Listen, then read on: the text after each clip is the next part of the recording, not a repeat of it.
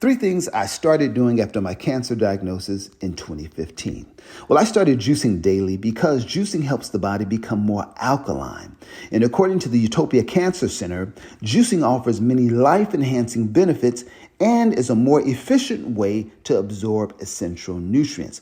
Plus, we know that fruits help to cleanse the body and vegetables help to replenish and restore the cells.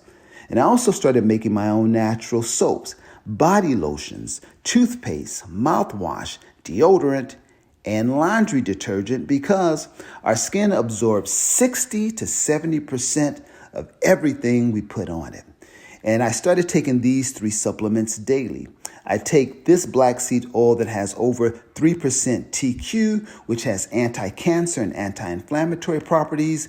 I take sea moss that has burdock root and bladderwrack that has 102 of the 102 minerals our body needs. And I take this ashwagandha because it helps to lower stress. And what I've learned from being cancer-free for 8 years is that change is possible. Healing is possible.